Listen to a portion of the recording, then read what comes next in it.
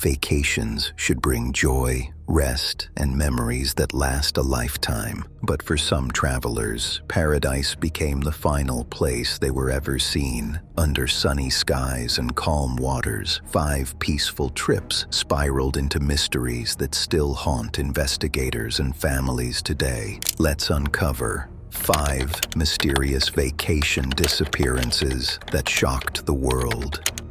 Story 1.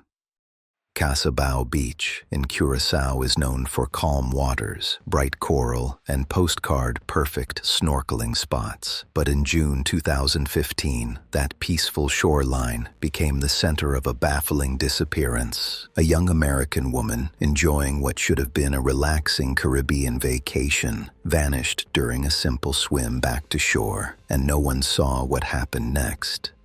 Amanda Waller, 28, grew up in Baytown, Texas, and graduated from the University of Houston. Friends described her as bright, dependable, and warm, someone who loved travel and the ocean. She and her husband, Alan Waller, shared a strong bond and often joined group trips with friends and acquaintances. This vacation to Curaçao, an island off the coast of Venezuela, was meant to be a week of snorkeling, sightseeing, and beaches with about 20 people from the Houston area. Amanda was a capable swimmer and enjoyed exploring the water. There was nothing unusual about the excursion that day. No warning signs, no concerns, just a relaxing afternoon under the Caribbean sun. On June 25, 2015, the group arrived at Curaçao Beach for a snorkeling outing, according to witnesses. Everyone entered the water together. A pregnant friend grew tired first and returned to shore, and Amanda said she would follow a few minutes later. Another friend, Matt Myers, was the last person to see her in the water. He later told others that Amanda had signaled she was swimming back to shore. She appeared calm and in control. Alan, who had returned to the beach earlier, waited for Amanda to walk up behind him, but she never did. When Matt emerged from the water and asked, "Where's Amanda?" confusion turned quickly to concern. No one on the crowded beach had seen her return. The group immediately began scanning the water, shouting her name and sweeping the shoreline. At first, they hoped she had simply drifted or gotten tired, but as minutes became half an hour, worry deepened. Realizing something was terribly wrong, they alerted local authorities. The Curaçao Coast Guard launched an immediate search by sea and air, while members of the group spread out on land, handing out flyers and knocking on doors. Authorities searched for 3 full days, covering miles of ocean. Strong swimmers, divers, and rescue teams scanned both shallow waters and deeper areas where currents could pull someone off course. Despite the extensive effort, no trace of Amanda, no gear, no clothing, no signs of distress was ever found. Investigators considered several possibilities. A sudden medical emergency while snorkeling, such as a cramp or exhaustion. A strong underwater current, which locals said can be unpredictable near deeper drop-offs. A silent accident, unnoticed in the busy afternoon waters. There were no signs of foul play, and witnesses were consistent. Amanda was swimming normally and appeared in no distress the last time anyone saw her. Alan stayed on the island through the search, desperate for answers. Friends back home held vigils and raised funds to support recovery efforts. After nearly a week of searching and waiting, Alan posted a heartbreaking update, stating that, based on the circumstances, it was concluded that Amanda had passed away on June 25th, the day she disappeared. He thanked supporters for their prayers and said her memory would live on through the many people she had touched. With no clues left to follow, the Coast Guard eventually suspended the search. Alan returned to Houston carrying only grief and unanswered questions. What caused Amanda to vanish in the short walk between the coral reef and the shoreline? And how could someone disappear so completely in clear, shallow waters, surrounded by friends and bystanders. Story 2. The island of St. John is known for turquoise waters, quiet marinas, and peaceful nights. But in March 2021, that calm was shattered when a British woman vanished from a yacht anchored just offshore. No distress call, no signs of struggle, only a baffling overnight disappearance that continues to raise painful questions. Sarm Joan Lillian Heslop, 41, was born in Southampton, England. She had worked as a flight attendant before transitioning into hospitality, eventually relocating to the Caribbean for a sunnier, more adventurous life. Friends described her as loyal, kind, and full of energy. She loved the ocean, loved meeting new people, and was known for her bright smile. Sarm and American yachtsman Ryan Bain met on the dating app Tinder in June 2020. While both were in Grenada, the connection grew quickly. When Sarm briefly left for Malta later that year, Bain asked her to return to the Caribbean so they could continue their relationship. By early 2021, she was spending much of her time aboard Siren Song, Bain's 47-foot catamaran, imagining a future centered around travel and life at sea. On March 7, 2021, Sarm completed her first charter as a chef on Siren Song. That evening, she and Bain went to a bar on St. John. Newly released BBC CCTV footage shows the couple walking hand in hand down a dock and stepping into a small dinghy. They motored off toward the yacht, anchored in the next bay. This video is the last confirmed sighting of Sarm alive. According to Bain, sometime after returning to Siren Song, he went to sleep. Around 2:30 a.m., he said he woke up and discovered Sarm was gone. He told police he believed she had disappeared from the catamaran in the middle of the night. The dinghy used to reach land was still tied in place. Bain called local police, not the Coast Guard, to report her missing. Officers instructed him to contact the Coast Guard immediately, but nearly 9 hours passed before that call was made. When authorities arrived later that morning, they found no Sarm, no signs of forced entry, and no indication she had attempted to swim to shore. Her passport, phone, wallet, and money were still on board, suggesting she'd not planned to leave the vessel. Search efforts began once the Coast Guard was involved. Boats scanned the shoreline, divers searched underwater, and helicopters covered the surrounding waters. No physical evidence was recovered. Investigators attempted to conduct a forensic search of Siren Song, but Bain, on advice from an attorney, refused permission. He told authorities he believed Sarm may have gone overboard, but there were no witnesses, no distress calls, and no signs pointing to an accidental fall. Possible explanations included an accidental fall overboard, a voluntary disappearance, which friends strongly rejected, unknown foul play, made harder to evaluate because the yacht was never searched. To this day, no trace of Sarm has ever been found. Sarm's parents flew from the UK to the Virgin Islands to assist in the search. They organized volunteers, distributed flyers, and met with local authorities. Friends worldwide raised funds, created social media campaigns, and insisted Sarm would never vanish by choice. Years later, her family continues to push for a full forensic examination of Siren Song. They hold memorials, release statements, and keep her story alive, hoping for answers that have never come. What really happened aboard Siren Song during those quiet early morning hours? And how can someone disappear from a small yacht anchored just a short swim from shore? Story 3. Some mysteries don't begin with a disappearance. Some begin years earlier, quietly, gradually, as if the person is drifting long before they vanish. For Hannah Up, her final disappearance in 2017 was not the first time she had been lost. Her story is a haunting reminder that sometimes the greatest mysteries come from within the mind itself.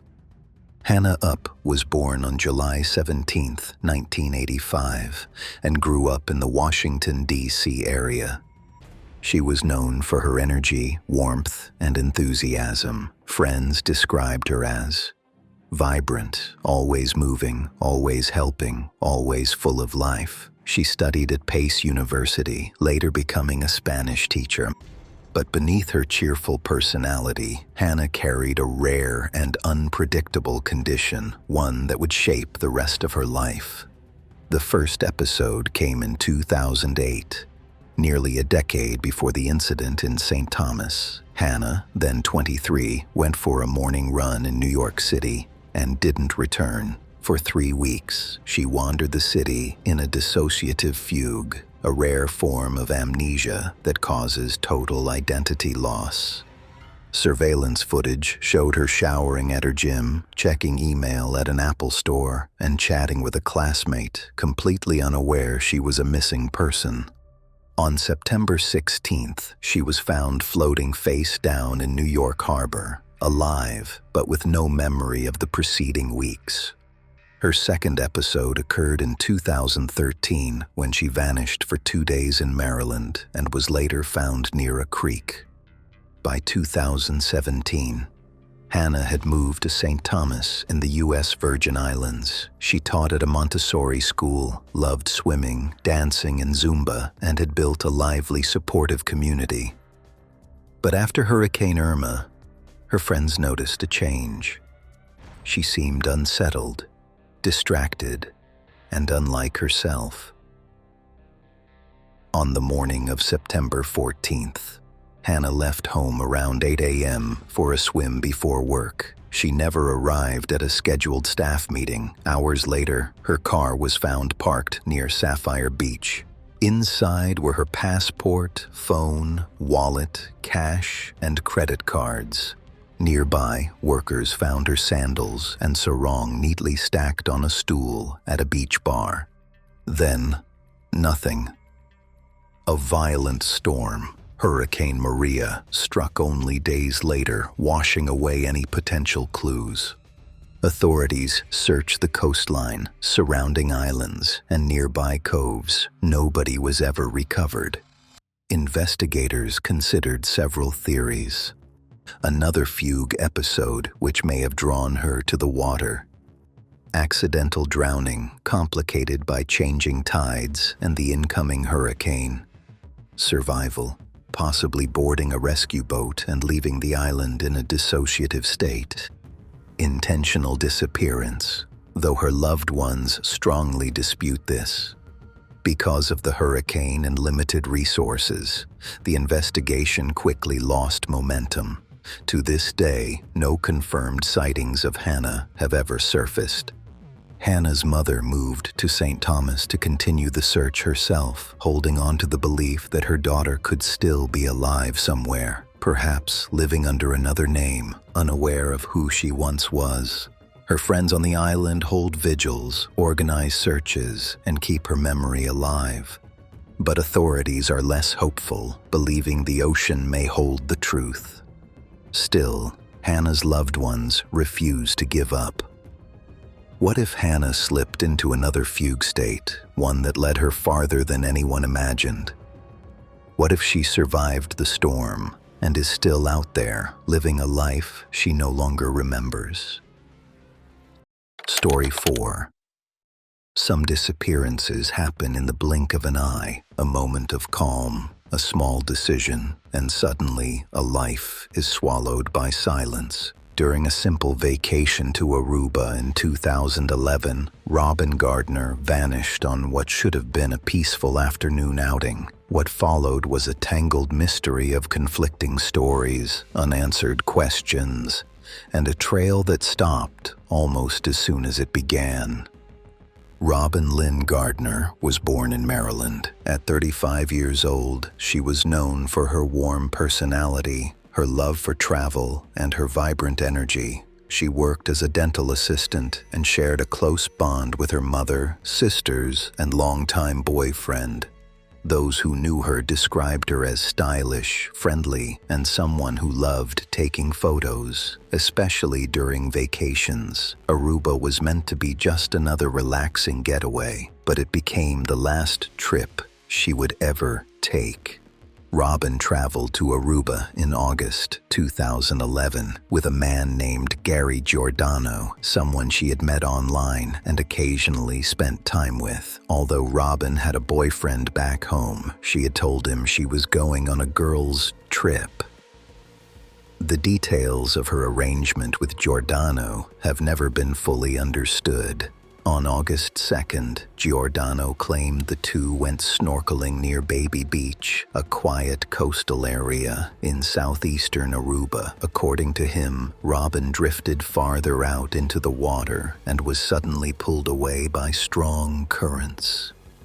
He said he tried to reach her, but she vanished beneath the waves. But from the start, investigators found discrepancies. Locals familiar with Baby Beach insisted the waters were calm that day, and Robyn's friends said she didn't like deep water and rarely snorkeled. Giordano waited less than 2 minutes before calling for help, an unusually short timeline for such an emergency, and when authorities arrived, they found no trace of Robyn, no equipment, no belongings, no indication she had entered the water. Surveillance footage also raised questions. Hours before the alleged snorkeling trip, Robyn appeared sluggish, unsteady, and unlike herself. Some wondered whether she had been impaired. Authorities launched a massive search: boats, divers, tracking dogs, but nothing was ever found. Police immediately focused on Giordano. Several details troubled them. He had purchased multiple travel insurance policies on Robyn shortly before the trip. Witnesses noticed tension between them the day she vanished. His timeline and behavior were inconsistent. No evidence supported his account of a snorkeling accident. Giordano was detained in Aruba for months, but was never formally charged. Without a body, without physical evidence, and without witnesses, the case stalled. Theories grew. A staged accident motivated by insurance. An argument turned violent, followed by concealment.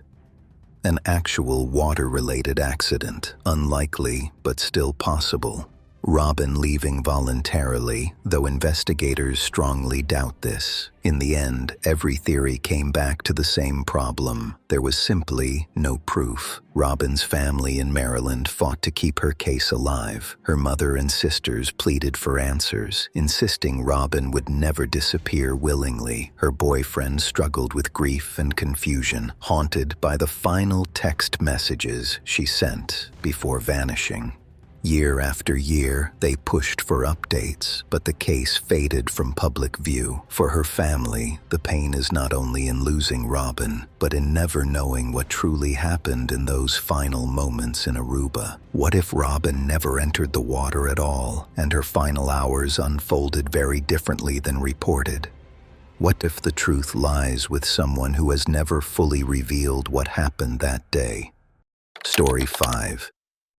Some disappearances happen on rugged mountains, others in the deep forest. But sometimes a person vanishes in the middle of a journey, leaving behind no witnesses, no belongings, and no clear path to follow. In 2004, 24-year-old American student David Sneddon vanished in Yunnan, China, during what should have been a simple hiking trip. The official story claimed he slipped into a river, but nobody was ever found, and what came next turned this case into one of the strangest international mysteries of the decade. David Lewis Sneddon was born on May 3, 1980, in Utah. A bright, disciplined student, he was fluent in Mandarin and deeply committed to his studies and his faith. In 2004, he spent several months studying at Beijing International University, sharpening his language skills and preparing for his final year at Brigham Young University.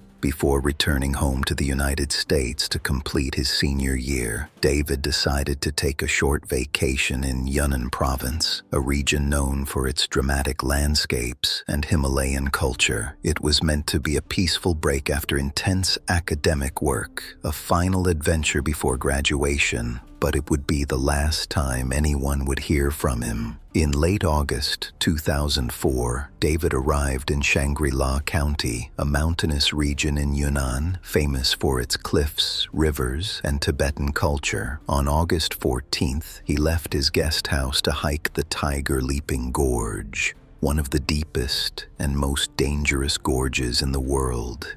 He never returned. Days later, when he failed to meet friends as planned, local police said he must have fallen into the Jinsha River and drowned. But there was a problem. Nobody, no clothing, no backpack, and no evidence of a fall were ever located.